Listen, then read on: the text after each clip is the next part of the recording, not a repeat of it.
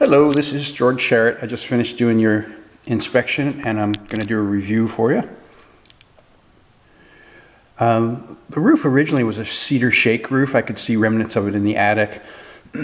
And when they re-roofed, they used ridge vents to help vent the roof, and all the manufacturers of ridge vents say not to use them with gable end vents. Attics are generally triangular shaped, and so you want half of your venting down low, which are the soffit vents, which you have here, and half up high, which are the ridge vents. And then this, what happens, so you get convection through the whole attic. What happens is this sort of short circuits that whole process, and it just feeds the ridge vents, and you get pockets of stagnant air and moisture in the attic. So it's really counterintuitive, but if somebody got in the attic with some plastic and a staple gun and sealed these, the attic would vent better. There's peeling paint on the shingles in several places, so at some point soon you're going to want to have them scraped and primed and repainted to protect the wood.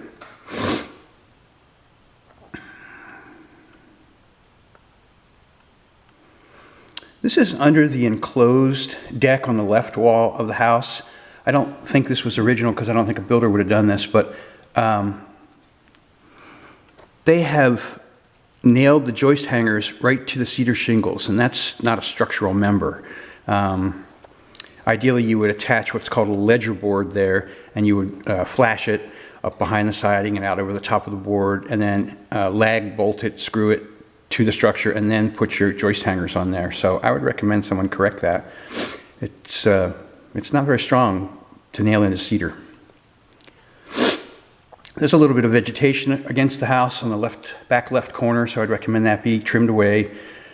Plants hold water against the siding, and it's also a pathway for carpenter ants and the like. This is the back right corner deck. It's somewhat modified. I can see it was different. You know, they removed some things and added some things. But anyway, the joist hangers, many of the joist hangers aren't nailed completely, and they really need to be nailed fully to do their job. And at this point, that can just move.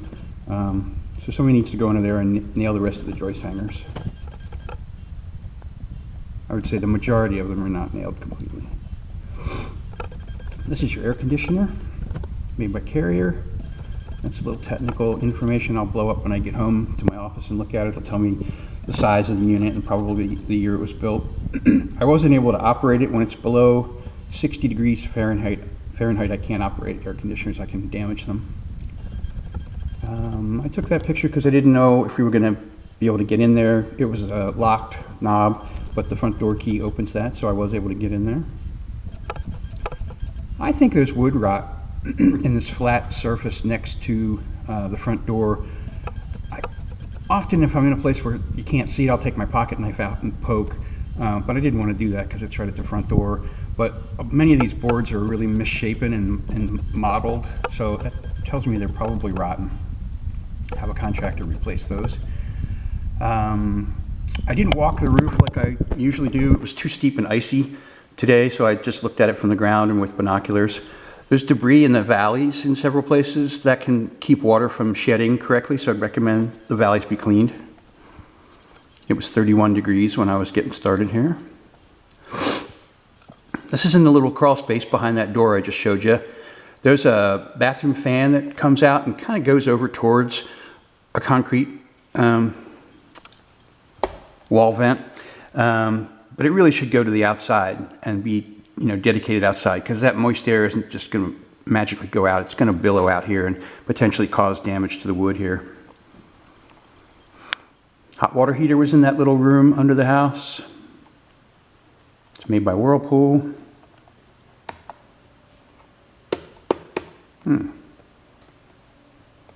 Having technical difficulties.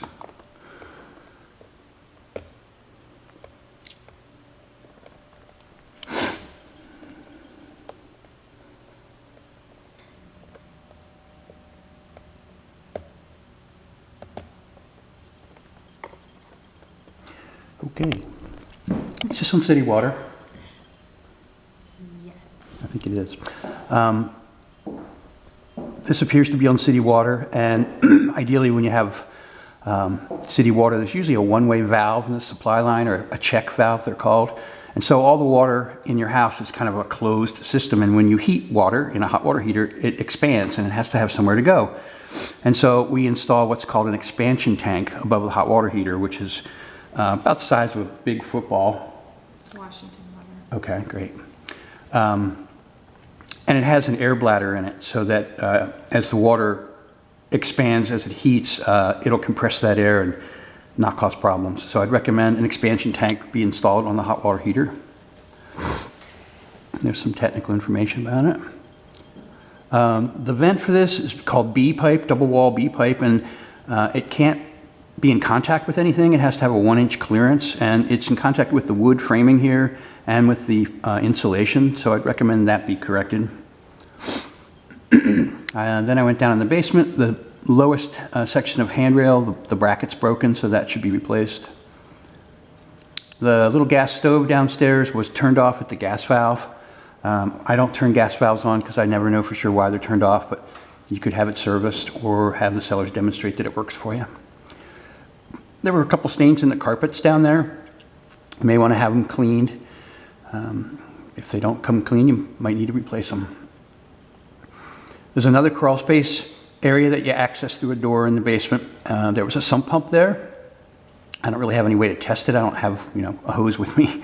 But I would recommend getting receipts from the sellers about its installation so you know that it was professionally done and who did it. There's a little water leak. This is the supply line coming into the house. At this valve right here, you can see the insulation's wet, and there was a puddle on the plastic underneath of it, so have a licensed plumber correct that. The basement bathtub was really slow to drain, so I would recommend having a plumber correct that. The sink stopper in the basement bathroom was disconnected, so I couldn't raise the stopper here up and down with this, so I'd recommend a plumber fix that. The furnace was recently serviced. Windows and stairwells are required to be tempered glass, or safety glass as it's called. If someone fell down the stairs and put their hand out to catch themselves, it'd go through the window. And if it's regular glass like this appears to be, it could really get you cut badly, so I'd recommend that be changed. The screen door and the sliding glass door out to the little enclosed deck area is damaged. I'd recommend that be repaired. There are combination smoke alarm, carbon monoxide alarms in every bedroom, so that meets the requirement. I wasn't able to run the fan or the light on the microwave unit because it demanded that the time be set, and I tried to set the time, for a while, and I couldn't get it to cooperate, so I wasn't able to test that for you. The stove doesn't have its anti-tipping device installed. That's a good piece of safety equipment, so I recommend that be done. A lot of the windows in the house had small amounts of water on the windowsill, and looking at it carefully and talking with Jessica about it, it's been very, very, very cold the last few days, as you probably know, and so those windows become the coldest surface in the house, and so any moisture that's in the air is going to condense on the window and then run down and onto the wood sill. So I don't think the windows are leaking. I think because they're aluminum frame windows, you're just going to have that as a condition occasionally when it gets this cold. The solution for that is either new vinyl windows or wipe the windowsills off in the morning after a cold night.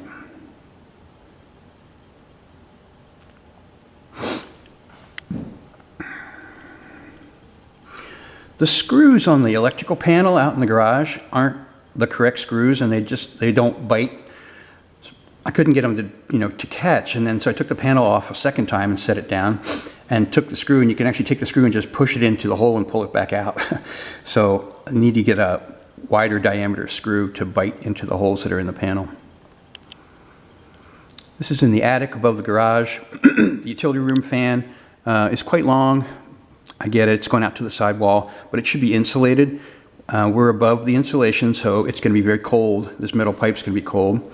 And usually when you're using like a bathroom fan or utility fan, there's moisture in the air, so it can condense in the cold pipe and then run back down and damage the fan.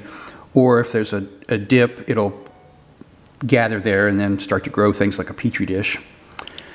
This is deeper into the attic. There's 2 bathroom fans, and they've connected them together here with this union. That's not a good idea because say you were running this fan and not this fan, especially with the union they use, it's kind of a Y shaped and they've got it facing this way. So if you're blowing air out here, it's just as likely to go this way and come down through the ceiling of the other bathroom as it is to go out the wall. So these should be separate vents, dedicated vents to the outside. And then we're back out front. If you have any questions after you've seen this and read my report, feel free to call me. Thanks.